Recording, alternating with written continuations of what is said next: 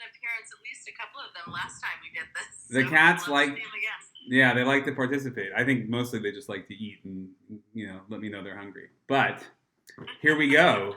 Knob Creek Barrel Selection live in person. Yes.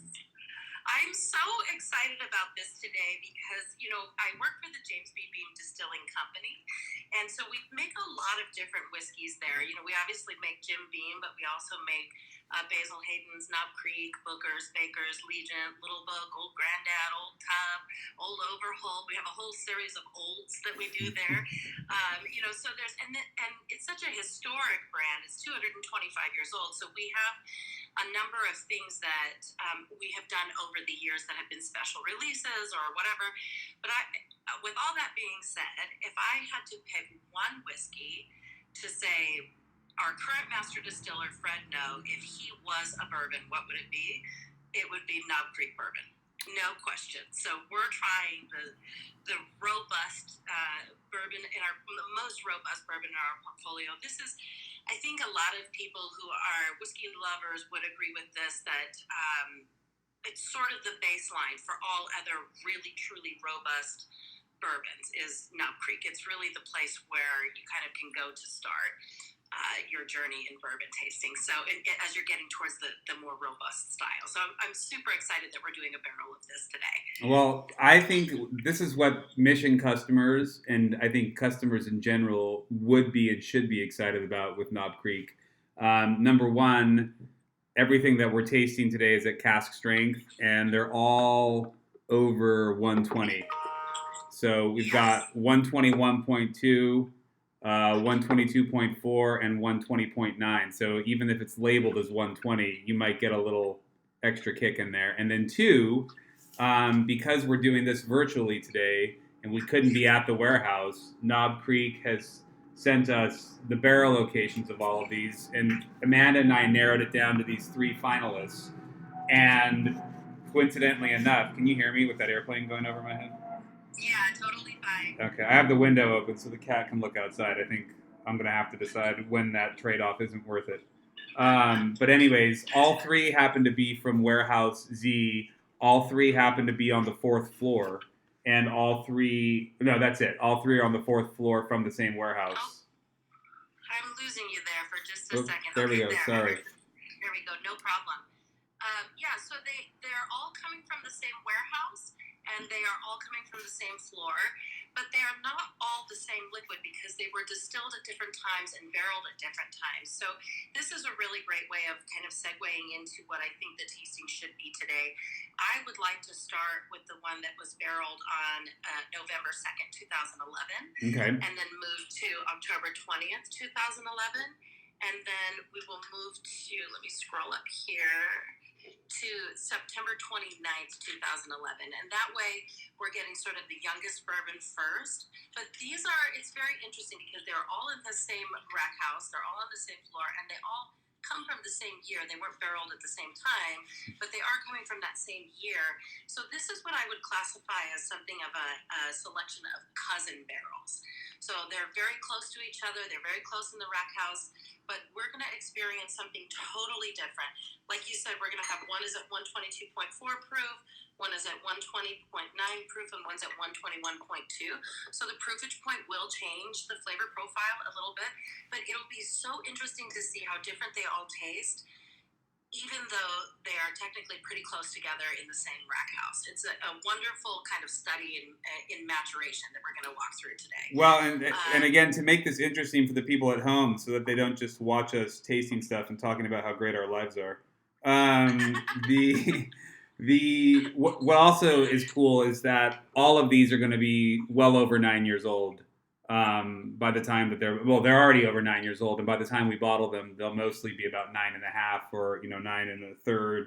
So you're going to get a cask strength barrel that's over 120 proof, that's at least 9 years old, if not older, and that already is a great base point to start with, rather than like a 4-year-old or 5-year-old. One of the things that I like to lean into there as we're talking about the age of these different whiskeys is because we're not coming from a temperature controlled rack house, we're coming from real true temperature shifts and changes. So for anybody who's watching at home, I don't know if you've ever been to Kentucky in the wintertime, but it is ridiculously cold. And, if you've ever been there in the summertime, it is just, excuse my language, but it is hot as balls. And so, you have these major shifts, and there's a very short spring and a very short fall. And so you do get some of that, kind of a little bit more temperate kind of a climate. But really, where you're going to see the interaction between the whiskey and the barrel is in those hot, hot summers. This is part of that. Oh, pets. Yeah, here we go, pets. She said, "I love hot summers in Kentucky," but those those hot summers are really important. It's where you sometimes will see, like in Scotch making, for example, since such a kind of a cooler climate, those major shifts in temperature are not going to affect the whiskey as much. So you can have a beautiful Scotch that is, barreled for 25 years or 30 years or 50 years. You get into this beautiful Scotch world there.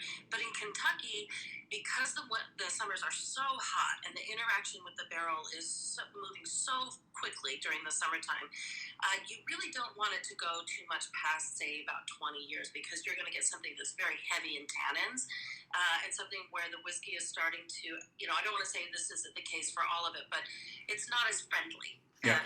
so to speak.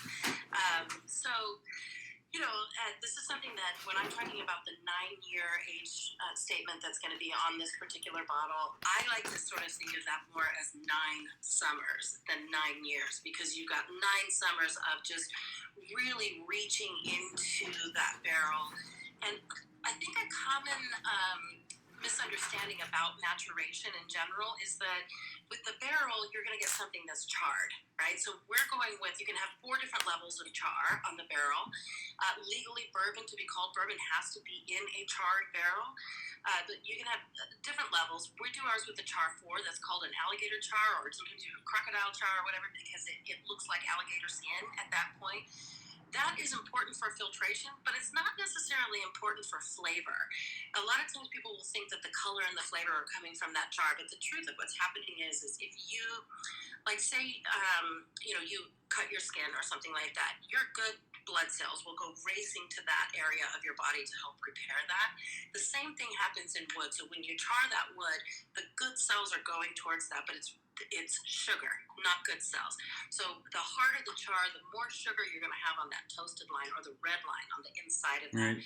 So in the summertime, the whiskey's going into the barrel, getting into all those sugars and soaking up in the red line, and then coming back inside the barrel and going out and coming back.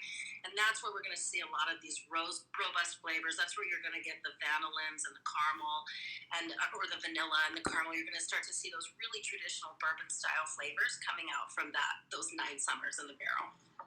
I just realized I didn't swag out enough for this, because I'm looking down at the ground, and I need to redo this. If I'm gonna go all the way, Yes. I should go Knob Creek hat.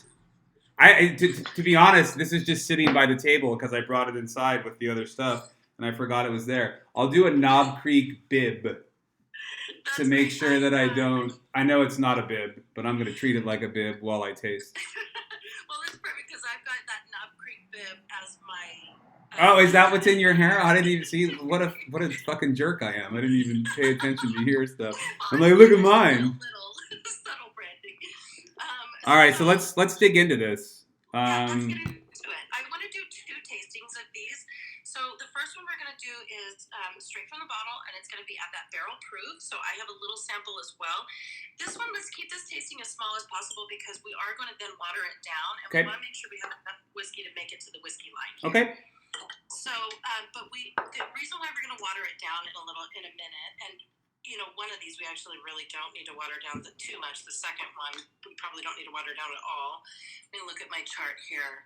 Yeah, there's a couple of these that we won't have to water down. And the only reason why we're doing that is, oh my goodness, a kitty, is because what you're going to actually get bottled will be at 120 proof. So we Right. want to try it straight out of the barrel, get our first impressions of it, but then we want to get it down to about 120 proof so that we can taste what it's going to taste like as people are picking up their bottles and bringing them home. So also, I would love to invite anybody who has questions throughout this at all to just throw them into the little chat there, add the comments, and we're happy to answer them as we move on. So, all right, so how much should I put? I have a Knob Creek hat, Knob Creek bib, Knob Creek glass, Knob Creek graduated cylinder, Knob Creek purified Kentucky water, because fuck that California tap shit. Yes.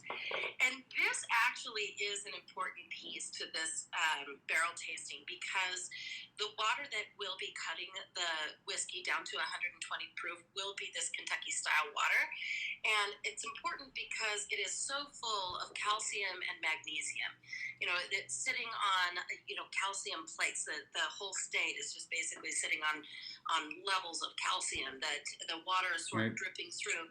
And so you're getting what we would classify as being a very hard water. So this next to something pure that's coming out of, say, like Lake Tahoe, you're going to be able to actually feel and taste and have a stronger mouthfeel on this particular thing because it's so full of calcium and magnesium. Notably, all of that will filter out iron out of the water, which is important because if you add iron to whiskey, it actually will turn it black. So, it's part of how we get this beautiful color in this bottle is this iron-free, calcium-rich water. But it should also be giving you a beautiful mouthfeel. So we didn't want you to just add any old water to it. We wanted to go ahead and do some Kentucky water because that's what's going to be. So what am I putting in this right now? So this right now is going to be... I mean, how many milliliters should I put in here? So the red line on here is the whiskey line. So what we're going to want to do is fill to the whiskey line for number 1. And then we're going to add 1 milliliter of water. But before you add the water to it, just take a little drop of number 1 to the side and taste that without being watered down. I've got it in a separate cup over here. Let me see. Okay. So I'm going to do the same thing. Again, I'm really trying to figure out how we can talk about this without sounding like assholes. Well, that's why I would invite the conversation. No, I like the way you're handling it. I mean, this is great because we're talking about what we're doing, but you're giving it so much context that is so just far beyond us just talking about how things taste, which, I mean, people care a little bit about, but... Yeah, I agreed. I mean, this is one of my favorite things to do is to do a barrel selection process. And it's honestly something that... of all of the things that I miss during the pandemic, this is one that I really miss a lot because I love the interaction. And a lot of times when you're doing a barrel selection, you'll have many cooks in the kitchen. There will be many deciders from a store or a bar that are kind of coming together and pulling their palates together. And so the discussion can be so rich and lively and fun. And I really miss this a lot. So having the chance to do it via Instagram Live for me is an honor, and it's just getting back into something that I so deeply love so much. So, I hope it doesn't come off that we're like, well, we just taste whiskey. I'm not gonna let it. As soon as we even come close to that, I'm just gonna I'm gonna do something. I don't know what it is, but something. This really is like such an honor for me to be able to do this here, and I think it's kind of fun too to watch from home.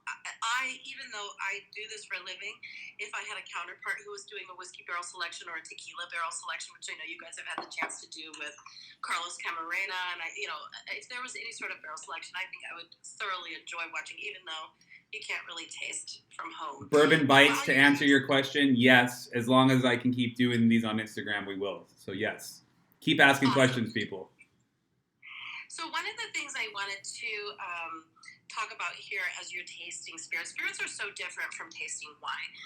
That's because of the high level of ethanol. So, when you're tasting a wine, you really do want to get your nose down in the glass right away. Right. But with spirits, you can actually blow out your palate that way, especially if you keep your mouth closed while you're sniffing around in there, because the ethanol can go right to the back of your throat and it can burn out your whole olfactory system for a little while. So you want to make sure you're at least keeping your mouth open, and I kind of like to call it like a little tasting yoga almost, where I'm sort of taking in a lot of like little sniffs around the glass to just see was there. And then I like to take it in and chew on it a little bit, swish it around, and breathe out. So I like to breathe in, sip it in, and breathe it out. So it's something that we like to call the Kentucky Chew, which is something that actually Booker No came up with. But as you're sipping, especially with these high proof ones, little mouth open, little sniff around, see what you're kind of finding there on the nose, and then we'll do a little taste there as well. Okay, I'm done. So you do yours. I'm ready. Okay. For me, on the nose already, one of the things that's popping out to me, which is a note that I absolutely love from Knob Creek, is pecans. I feel like I'm really getting a high note of pecan, which is perfect for. Yes, to answer next questions, if we can do this live at the distillery post-COVID, we'll do it there too, as long as there's, I guess, signal. But yeah, why not? It's fun. Why not? And that will be so exciting because you can include a little bit of a tour of the distillery. And post-COVID, the distillery is going to be so bitchin' because we're working on some stuff there right now where we are developing what we're calling the Fred No Distillery, and that's where we're going to have our small batch craft spirits coming out of that. So Knob Creek will be made in the small batch area on a copper pot still. Currently, we're using a stainless steel column still that has copper interior, and so that's important because once it moves over to the copper pot still, you'll have a little bit more surface area touching the copper all throughout distillation. So it's going to be really fun to be up there afterwards. So yes, we can definitely do some Instagram living from the facility. So I feel you on the pecans on this one. I would say not just pecans, but pecans dusted in like baking spices or like a candied pecan, because I get a lot of cinnamon on the nose. Yes. Which I like. I like sweet baking spices. I would, if I have to pick a barrel, I'm going to go for sweet over herbaceous 9 out of 10 times. Same. I'm with you on that. That's what I prefer, and it's part of what I really love about the Knob Creek rye. Not to get off of the bourbon selection, but I do love our rye because it's a Kentucky-style rye, so it's high in corn content. Right, so it's sweet. And it is just so sweet and lovely and yummy. And so we'll get into that. We'll do a barrel of that later on a different day. But today with the bourbon, I mean, I love exactly what you're talking about. Almost like allspice. It's got all of that clove. And I love, when I think of pecans, I think of New Orleans, right. So I love that we're kind of right here on, Ash Wednesday. Just right, I was thinking about Fat Tuesday, right? We're having a little pecan sip of whiskey. Hold tight. I'm going to go get 2 more glasses. Hang tight. I'm just going to walk right here. Okay, no problem. And that's actually kind of a good note if you're tasting things at home. You want to have your own separate glass. So I have 2 glasses for the next 2 and 1 glass for the one I'm sipping out of now. I also have a glass of water to kind of do the in-betweens there. So, and then you can put a dump cup. I never include a dump cup because I never dump my whiskey. I have a dump. I am notorious for dumping just because I'm usually about 95% alcohol anyways. I'm going to close that window now. Now the cat. I mean, that's a fair call. I'm just always drunk. So I think you have to drink to be an advocate. There's just people who work in this business who have like amazing palates and they can taste, and I have nothing but respect for them. But like, if I'm buying anything, I want to buy it from somebody who who partakes. Exactly. In anything. That's not just alcohol or food, that's right. Cars or whatever. Yeah, anything. I couldn't agree with you more. And I would say to to our friends who are watching from home, the one thing that I think kind of happens a lot in tastings or barrel selections or as you're doing like side-by-side tastings is they can be super intimidating. It's hard when somebody, you've got a professional there kind of leading it and they're like, well, what do you taste? And you're like, well, I sort of taste, I don't know, rain or something, like I'm not tasting a thing I think you want me to taste.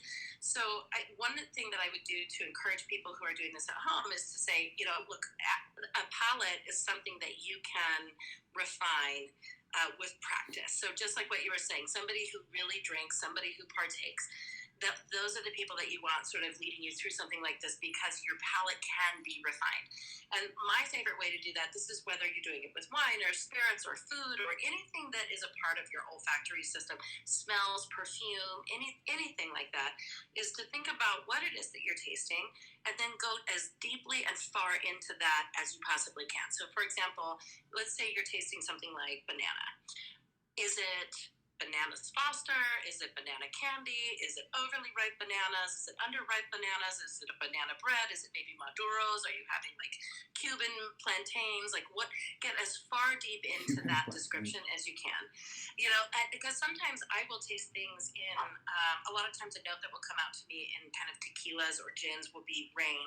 But there's a huge difference between, I grew up in the desert in Reno, and I feel like there's a huge difference between the rain that falls on the sagebrush in the desert and the rain that falls on my city street in LA. Right. No, there is. That's a good point. Rain?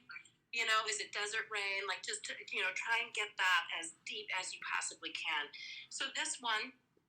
Quick question for you, or what was I just gonna say? I totally spaced out. Sorry. Oh, I don't remember. Okay. I was gonna say something that just went right out of my head. Well, I was just going to mention what you had said about, like, okay, so I was like, I'm tasting pecans, and you were like, I'm tasting candied pecans, some, you know, something rolled in baking spices. I mean, you're getting very deep into the palate of what this particular one tastes like. That's that's what I was gonna say, which is that, have you noticed that since COVID, you're like on it because you're smelling every day to make sure that you can still smell? So I'm trying to smell like the faintest things. Like I don't have COVID, right? I can smell the laundry detergent. I can smell the dishwashing. Okay, I'm good. So it's like I'm on it. If I've had any sort of stuffed up nose at all, you know, it's like we're getting into allergy season, and I definitely have allergies. So like any sort of stuffed up nose at all, I'm just like, oh my god, is it COVID? What is it? Like, yeah. Can I still smell? And then I'll taste, and I'll get so deep into a taste of something with a stuffy nose, and I'm like, nope, not COVID. I can still taste that this is the thing that I'm, you know, that I think it is. It's heightened, and it's definitely like to go to your point about training. It's heightened. Mm-hmm. Like my sense of smell is it's better than it's been in a long time because of like that factor. All right, so do I want to proof this one down now? Because I got two glasses. I've got one for the full proof and one for the proof down. Yes, let's do that, and let's proof this one down. The other two we're actually not going to proof down because we don't want to proof anything under 122, and the other two are coming in at 120.9 and 121.2. So those are going to be so close in flavor profile to what the final barrel will taste like that we'll just leave those where they are. But for this one, you want to go ahead and get to the whiskey line here. So you can see I poured my whiskey to the whiskey line, and then we're going to add 1 milliliter of water. Oh. So we've got the Kentucky water. I just realized I'm on the wrong one. Hold on real fast. I've been talking about a completely different bourbon the whole time. Oh no. I just caught that right now. I'm good. We're good. Oh, we're good. As long as we're catching that. Yeah, we're good. Make that mistake again. Oh yeah, totally pecans now. I'm just making that up. I'm just going along with you. Okay. So as we're watering this down, for those of you at home, you can see we've got the whiskey line here. So each line represents a milliliter. So we're going to add 1 milliliter of water to this. So we've got our Kentucky water here. Got my dropper. And it comes with a little dropper, and that's what we're going to use to add that milliliter because it is going to be a very tiny amount. I'm going to use liquid GHB to dilute mine. Is that okay with you? You are on fire today.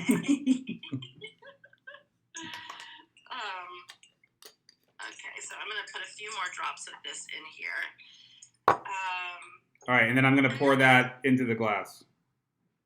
Yeah, and you're just going to let that kind of mix itself up there and pour a little bit of that into the glass, and then we'll taste that as it's been a little bit proofed down compared to the one that was not proofed down.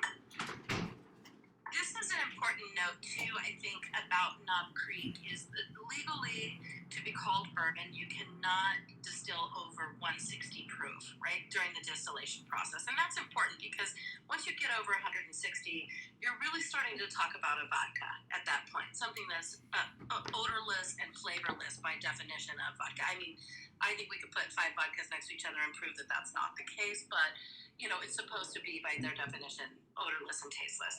So you don't want to get too high up in proof because as you're getting high up in proof during distillation, those soft flavoring components where you're going to get like soft fruits and that kind of a thing, those will start to fly off of the still. Basically, you'll start to lose those, and you'll start to distill into something that's odorless and flavorless.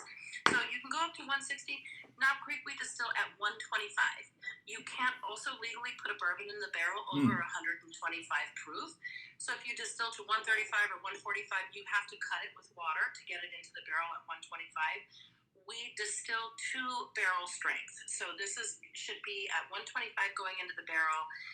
We've had it go down a little bit. It's in the lower half of the rack house. Hot air rises.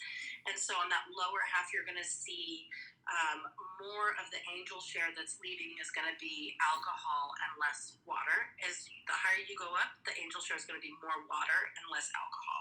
So you'll get something that's in the 127, 128, etc. as you're going up to the top high part. I'm so glad you're here to do this with me because that is, I've tasted both the 121 and now the 120 proofed, and just on like diluting that 1% of alcohol, it is just a bag of pecans.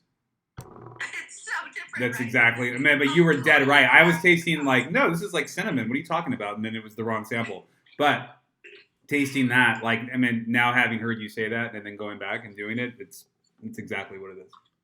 Yeah, it is so lovely. I mean, I could just count the ways that I'm like, this is my Valentine this year. I just love Knob Creek so much. I think it is probably, I would have to say between this and Baker's would be my favorite bourbon that we make there at the distillery.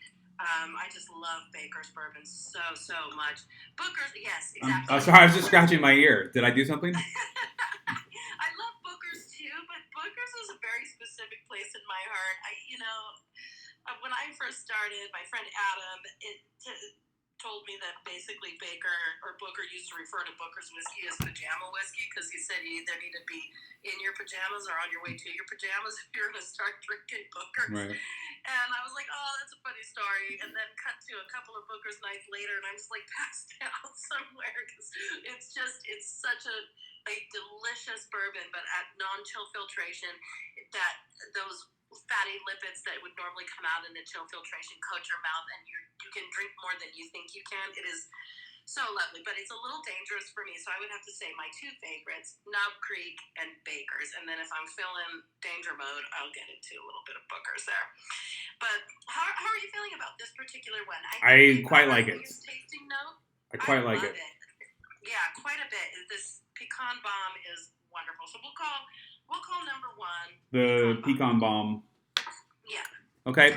I'm gonna put the card. Two, we've got the second one. This is going to be a bit older. So this one is just a few weeks older, actually. Just a different, more closer to the center of the rack house is where we're going to find this particular barrel. That's important because of the temperature controlled rack housing that we do there. With the temperature control, you can sort of control a little bit more what the flavor profile is going to be at the end of the day. Nothing wrong with that. It's just a choice that people make in distillation, fermentation, maturation. It's just a choice along the way. Neither one, I would say, is correct, but we have quite a nice experiment going in maturation because we don't use temperature controlled rack houses. And so the closer that you get to the center, the closer you're getting to what we have as Booker's. So Booker's is going to be found, all of those barrels will be found right at the center. That's where Booker really felt like bourbon the heart of bourbon should be, is right from the center of the rack house. Populating around that, you'll start to see barrels that make Bakers, and then around that you'll start to see Knob Creek, Basil Hayden's, etc. And then at the top and the bottom and the sides of the rack house, that's where we're keeping Jim Beam. So this is like a center barrel, since I'm looking at the chart. So you're saying this is more in line. Close to the center. Right. Yeah, this is dead center. Dead center, and then the next one is also very close to the center, but to the other side. So, but also about a month older. So let's kind of get into this one and see how we feel. That different location doesn't necessarily mean that we'll find this one to be the better one. It's just a very interesting thing to note that this is much closer to the center. Should I do? I'm going to make another dilution and go side by side. Should I do the same thing again, 1 milliliter? Well, this one, what I've got here on my little conversion chart, so I've got a little book here that I'm working from for everybody at home to see, and I've got this conversion chart here that you can see. So we start watering it down at 122 to 126 to just get it to where it would be at 120. But since this one is coming in at 121.2, I would say we don't have to worry about watering it down. I would still like to see what you think after adding a couple drops of water to it after we've tasted it without watering it down, because it will open up the bouquet so much. And generally speaking, people will taste it at home and they will be having it on the rocks or with a little splash of water or something like that. So I would still be interested to see what you think with a little bit of water, but let's try it without.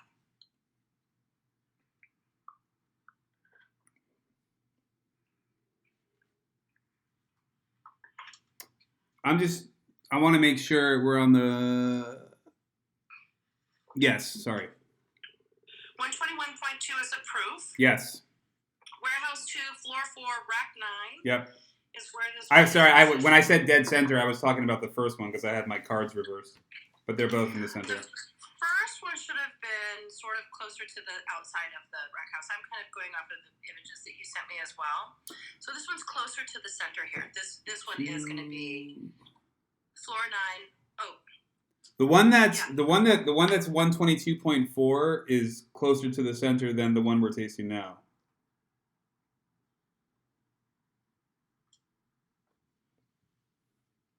Okay, hold on. Now maybe I'm the one who screwed this up. Hold on just a second. You're right. Yes, you're right. Doesn't matter how it still tastes the same, but just FYI. Yeah. This one to me though, I would say what I'm getting from this one, rather than pecan bomb on this one, what I'm getting is a little bit more Werther's Original.